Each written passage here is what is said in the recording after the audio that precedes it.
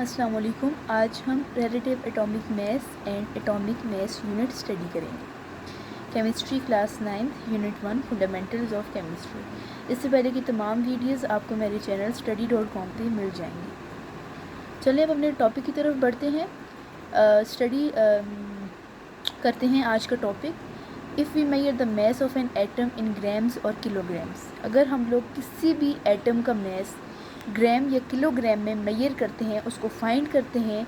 मास और kilogram basically units हैं, to different units हैं जिसमें हम लोग मास को हम लोग ईज़िली फाइंड कर सकते हैं।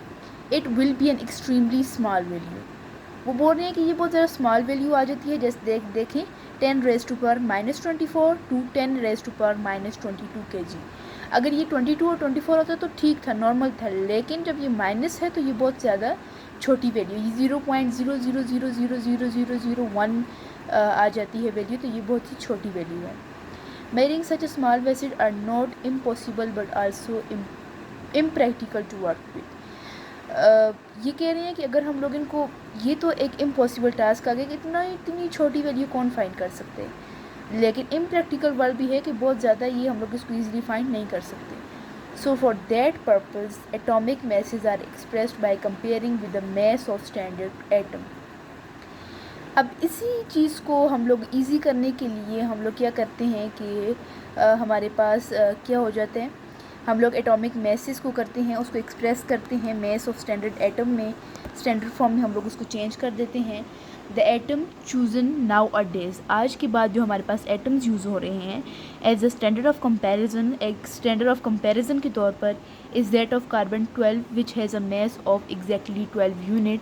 हम लोग आज के बाद जो एटम चूज़ करते हैं कोई भी वैल्यू फाइंड करने के लिए, वो कार्बन 12 है, जिसके अंदर कितनी यूनिट्स होती हैं, 12 यूनिट्स। जैसा कि आप ये डायग्राम पे अगर गौर करें तो एक तरफ कार्बन 12 कार्बन है और दूसरी तरफ 12 यूनिट्स हैं, तो वो मिल के क्या बना रही हैं, 12 कार्बन और 12 यूनिट्स की वैल्यू क्या है, एक ही है। तो नीचे अब डेफिनेशन पे चलते हैं। The relative atomic mass of an element is mass of an atom of that element relative to the mass of 1/12 of carbon 12।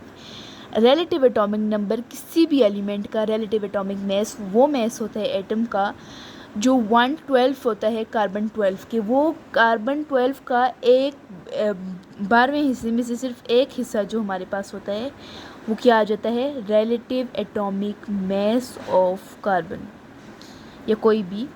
तो अब ये देखें 1.7 फिगर को अगर आप नोट करें तो वो हमारे पास सम एलिमेंट बता रहे हैं कि किस तरह हमारे पास मैग्नीशियम को अगर देख लें तो वो 24.305 AMU में उन्होंने मेजर किया हुआ एटॉमिक मास यूनिट में। अब एटॉमिक मास यूनिट की तरफ चलते हैं। तो एटॉमिक मास यूनिट किसी भी मास का 1/12 हिस्सा होता है।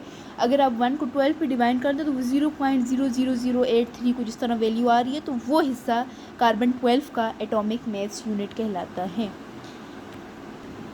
अब आप ये टेबल देख रहे होंगे, इसमें एलिमेंट है relative atomic mass unit in AMU। AMU basically एक यूनिट है। हाइड्रोजन को अगर हम लोग देख लें तो उसका क्या है AMU में 1.0079 AMU, 15.8994 AMU ऑक्सीजन का, सोडियम का 22.9897 AMU, मैग्नीशियम का 24.3050 AMU और सिल्वर का 107.8082 AMU। ये इसका रिलेटिव एटॉमिक नाम मास AMU है। ये चीज़ आपने मस्ट नोटिस करनी है। चलते हैं अपने नेक्स्ट टॉपिक की तरफ। नेक्स्ट टॉपिक नहीं, इसी का पार्ट है एवरेज एटॉमिक मास।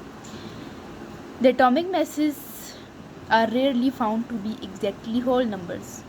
बहुत कम जो होते हैं ना, ये होल नंबर्स होते हैं atomic masses। This is because most element are composed of 2 or more naturally acting isotopes। They are relative atomic mass take into account of awareness of each isotope। यहाँ पे वो बोल रहे हैं कि एक जब एलिमेंट है उसके 2 आइसोटॉप्स होते हैं। आइसोटॉप्स हमारे पास बेसिकली क्या होते हैं कि जिसमें हमारे पास एटॉमिक मास डिफरेंट होता है जबकि एटॉमिक नंबर सेम ही होता है। एक नंबर के आइसोटॉप्स अगर हम लोग देख लें, कार्बन की 3 आइसोटॉप्स हैं। इसी तरह आइसोटोप एक ऐसी एबंडेंस, एक ऐसी वो है, एक एलिमेंट की खसूसियत है कि एक एलिमेंट कि 2 आइसोटोप हैं, 3 आइसोटोप हैं, इस तरह बहुत सारे एलिमेंट्स हैं जिनके 1 2 3 3 4 4 आइसोटोप्स हैं। तो आइसोटोप्स बेसिकली क्या होते हैं, जिसमें हमारे पास एक ही एलिमेंट के एटॉमिक मैस डिफरेंट होते हैं जबकि एटॉमिक नंबर वही होता है। तो वो ये बोल रहे हैं कि आइसोटोप को हम लोग इसी तरह एवरेज एटॉमिक मैस आइसोटोप से फाइंड करेंगे। अब ये एवरेज एटॉमिक की atomic mass of first isotope बोल रहे हैं, एक आइसोटोप्स का हम लोग एटॉमिक नंबर लेंगे और इसकी अबंडेंस कितनी है नेचर में, कि वो कितना पाया जाता है नेचर में, plus atomic number of second isotope multiply by its abundance divided by 100। अब वो बोल रहे हैं for example the average atomic mass of 35 chlorine 35 की जो एवरेज एटॉमिक मैस है, क्योंकि इसके 2 आइसोटोप हैं क्लोरीन की, क्लोरीन 35 और क्लोरीन 37। तो पहले की जो नेचुरल अबंडेंस है 75 है और दूसरी की 25 है। तो एवरेज एटॉमिक मैस हम लोग कैलकुलेट इजीली कर लेंगे इस फार्मूला को पुट करके।